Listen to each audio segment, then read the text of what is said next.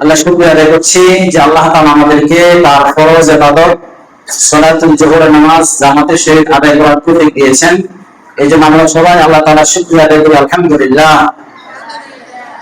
আওয়াজ আরো জোরে আওয়াজ দিয়ে সবাই বলি আলহামদুলিল্লাহ।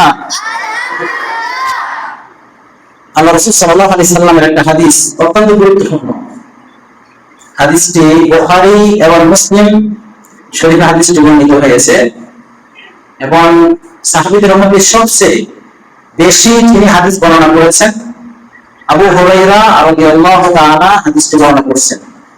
তিনি বলেন যে রাসূলুল্লাহ সাল্লাল্লাহু আলাইহি সাল্লাম বলেছেন, আরাআইতুম লাউ আন্না নাহারান বিবাবি আহাদিকুম।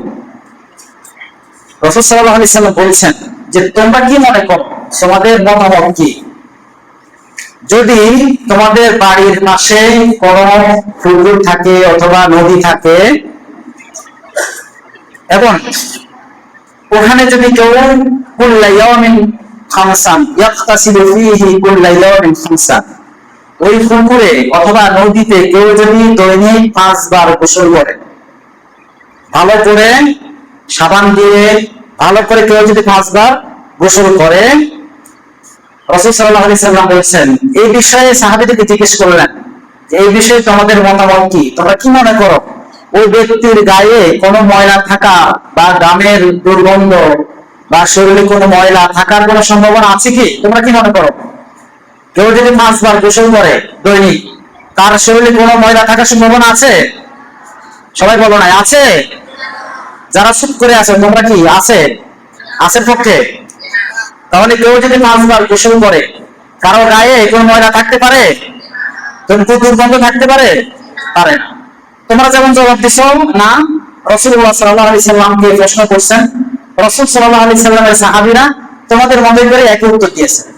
রাসূলুল্লাহ সাল্লাল্লাহু আলাইহি সাল্লাম সাহাবীরা বললেন, ক্বালু মা ইয়াবকা মিন দারানিহি শাই, যে ওই ব্যক্তির গায়ে কোনো ধরনের ময়লা ঘামের গন্ধ শরীরে থাকতে পারে না।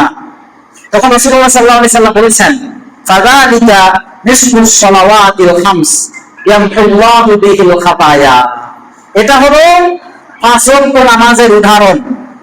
কেউ যদি 5 ওয়াক্ত নামাজ যথাযথভাবে আদায় করে, তাহলে এই নামাজের মাধ্যমে আল্লাহ তাআলা তাকে নিষ্পাপ করে দেন, ওই ব্যক্তির আমলনামায় কোনো গুনাহ থাকতে পারে না। বলি সুবহানাল্লাহ।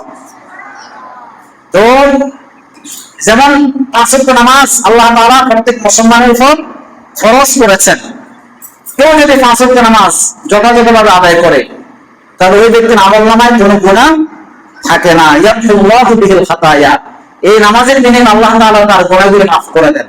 আরেকটা হাদিসে আস-সালাওয়াতুল খামস, 1 ওয়াক্ত নামাজ কেউ যদি ফজর আদায় করে, যোহরের নামাজ আদায়ের মাধ্যমে এর মধ্যে গুনাহগুলো আল্লাহ মাফ করে দেন।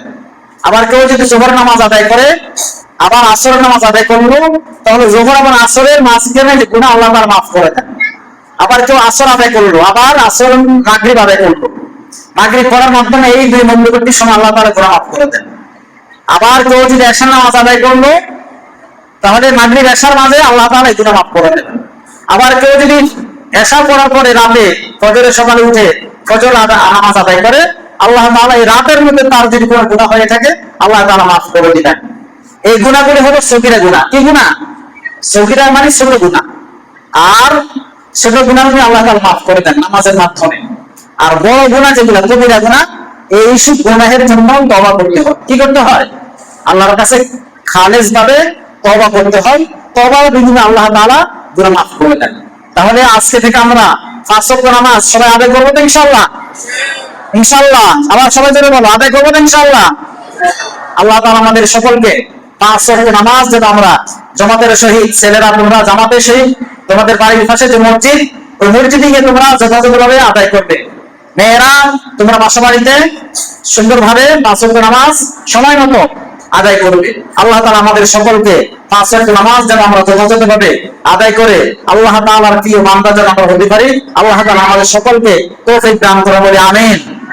সকলে দাও, সবাই দাঁড়িয়ে সুন্নাত নামাজ পড়ো, 2 রাকাত সুন্নাতের নিয়ত করো। সবাই দাঁড়িয়ে 2 রাকাত